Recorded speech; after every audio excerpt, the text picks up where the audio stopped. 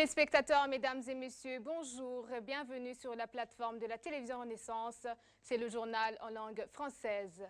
Les avocats des partis civils sur les plaintes devant la Cour pénale internationale se réjouissent de l'adoption de deux résolutions sur le Burundi du Conseil des droits de l'homme des Nations Unies. Armel Niyongere, l'un de ces avocats, insiste sur la pertinence de la prolongation du mandat des enquêteurs sur les crimes qui se commettent au Burundi. On l'écoute. Le collectif des avocats des partis civils voudrait remercier le renouvellement du mandat de la commission d'enquête, parce que la commission d'enquête sur le Burundi a fait un travail remarquable, extraordinaire, où il a pu même identifier les auteurs des crimes commis au Burundi qui continuent même à se commettre maintenant. Et il a déjà montré que parmi les auteurs des crimes commis au Burundi, il y a les hautes autorités du pays, à commencer par la présidence, les hauts gradés de la police, les services de l'enseignement, et en complicité avec la milice Imbonerakure, du parti CNDD-FDD. Donc tout cela, c'est une chose, c'est vraiment notre point de vue en tant qu'avocat des victimes du parti civil. Et c'est notre temps de remercier le Conseil des droits de l'homme qui a pu penser au renouvellement du mandat de cette commission d'enquête.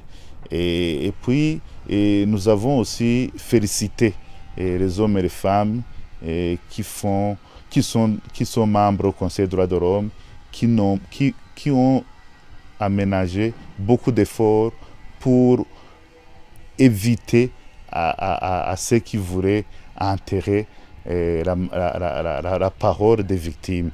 Nous remercions beaucoup ces hommes, ces membres du Conseil des droits de l'homme qui sont rêvés pour ne pas enterrer la parole des victimes. Et ensuite, nous avons lancé un message montrant que le pouvoir judiciaire est un pouvoir indépendant. C'est un pouvoir indépendant, entre autres la Cour pénale internationale. Les deux résolutions adoptées au sein du Conseil des droits de l'homme ne peuvent pas affecter le travail de la Cour pénale internationale. La Cour pénale internationale décidera s'il va ouvrir ou non une enquête.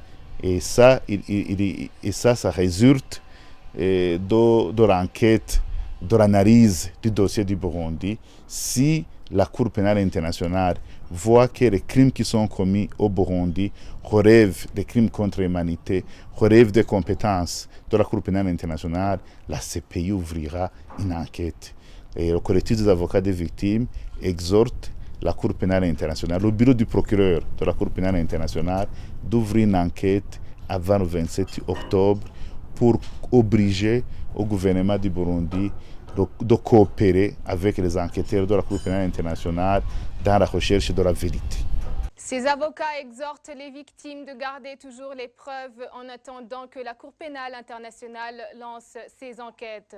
Sur la question du retrait effectif du Burundi dans la Convention de Rome, Armel Niyongere précise que même après la date du 27 octobre 2017, la CPI aura toujours les prérogatives de mener ses enquêtes et l'État burundais ne sera pas obligé de collaborer avec la Cour. Encore une fois, suivez. Si la CPI décide d'ouvrir une enquête avant le 27 octobre, le gouvernement du Burundi sera obligé de coopérer avec la Cour pénale internationale. Si le bureau du procureur de la Cour pénale internationale décidera d'ouvrir une enquête après le 27 octobre, la CPI sera toujours compétente, mais le gouvernement du Burundi ne sera pas obligé de coopérer avec le bureau du procureur de la Cour pénale internationale. Donc, même si la CPI décidera d'ouvrir une enquête après le 27 octobre, elle sera toujours compétente. Rien d'étonnant d'entendre les propos d'Edouard Nduwimana, ombudsman burundais, que les deux résolutions récemment adoptées risquent de perturber le processus de négociation. Maître Isidore Lufikili estime que cet homme agit toujours dans la ligne droite du parti CNDD-FDD et cherche à protéger le dialogue interne qui est suffisamment orienté vers la volonté des autorités du pouvoir de Bujumbura. Écoutez. Bon, cela dit par l'ombudsman burundais, représentant du gouvernement burundais, Ça n'a rien d'étonnant, c'est normal. Il veut plaider pour un cadre de dialogue que son gouvernement puisse contrôler et maîtriser. Et le dialogue inter-burundais à l'intérieur, le dialogue inter-burundais à l'extérieur, sous l'égide de Mokapa et Museveni. Tous ces dialogues sont bien contrôlés par le pouvoir de Bujumbura. Je n'ai pas besoin de vous donner les preuves à cela. Étant contrôlés par le pouvoir de Bujumbura et les acteurs également criminels qui ont participé à l'histoire criminelle du Burundi, ils sont rencontrés dedans. Quand vous appelez Nkurunziza et son gouvernement en place à Bujumbura, pour lui demander d'aller négocier avec Arusha en présence de Nabyo Hanyuma, de Gervais, l'ancien vice-président, de Hatungimana, de Nyangoma, de Minani, de Buyoya, tous ces gens, qu'est-ce qu'ils vont négocier avec Nkurunziza? Tous ces crimes connus dans le passé, ils en savent bien quelque chose. Alors, on se met là à croire que ces négociations de l'intérieur ou à Arusha vont générer quelque chose qui puisse sauver le Burundi et le Burundi. Jamais. On ne peut pas chercher la solution chez celui-là qui a causé le problème, qui est la cause du problème. Ça, c'est un non-sens. Alors, c'est donc normal que l'ombudsman burundais tienne ce genre de discours et en tout état de cause, que ce que prônent ces commissions soit fait ou ne soit pas fait, même si on laissait le champ libre à ces discussions ou dialogues en cours à Arusha ou à l'intérieur du Burundi, avoir la composition de ceux qui font ces négociations, des acteurs dans ces négociations, avoir l'enjeu qui est autour de ces négociations, il n'y a rien à espérer pour le Burundi. Et enfin, pour clore ce journal, environ 64 enfants des parents burundais réfugiés à Kigali bénéficient d'un encadrement préscolaire à l'Oasis de la Paix Maison Shalom au Rwanda.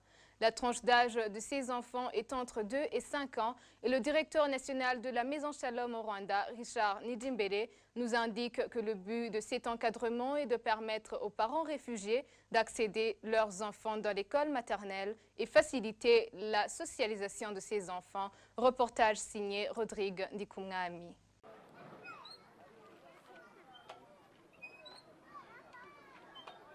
La Maison Shalom, dans ses activités quotidiennes, pour la première fois, cette maison a ouvert une école maternelle pour apprendre aux enfants la langue maternelle et la langue française. Cette école maternelle vient pour aider les parents des réfugiés burundais au Rwanda à être proches de leurs enfants et d'être unis même s'ils sont en exil. Les objectifs et la motivation de la création de ce programme d'encadrement préscolaire, ça prend la racine dans un constat que nous avons fait quand nous avons commencé les toutes premières activités de la Maison Shalom, qui consiste à former surtout les femmes ayant les enfants de moins de 5 ans sur la philosophie du groupe solidaire et à leur octroyer des microcrédits pour qu'elles puissent gagner leur vie, gagner leur pain du jour ici en exil. Alors on s'est rendu compte que même si on leur donnait cet appui, les femmes n'avaient pas où laisser leurs enfants parce qu'ils ne peuvent pas les payer les frais du babysitting vu leurs conditions en exil, et non plus elles ne pouvaient pas prendre ces enfants avec eux dans leurs petites activités. Alors on s'est dit qu'il fallait d'autres activités à notre programme pour que quand les femmes vont faire leurs activités, elles soient sûres que leurs enfants sont en sécurité et surtout sont en train de s'épanouir. L'encadreur de ces enfants nous parle comment il fait pour encadrer les enfants et les méthodes qu'il utilise pour que les enfants apprennent très vite. Les encadreurs aident les enfants à les bonnes manières, ils les aident à chanter, ils arrivent à 8h30, puis ils rentrent à 13h. Bien entendu, arrivé ici, ils prennent de la bouillie et après la bouillie, ils participent dans les activités qui sont prévues par les encadreurs, que les encadreurs prévoient pour chaque journée. Ensuite, à 13h, plutôt à midi et demi, ils prennent le repas et vers 13h30, on les fait monter dans le bus qui les amène là où ils se sont venus. Cette activité d'encadrer les enfants des parents réfugiés burundais a commencé avec 64 enfants et l'activité a débuté le 11 septembre 2017 et l'encadrement de ces enfants se fait à Kichukiro dans les enceintes d'Oasis de paix.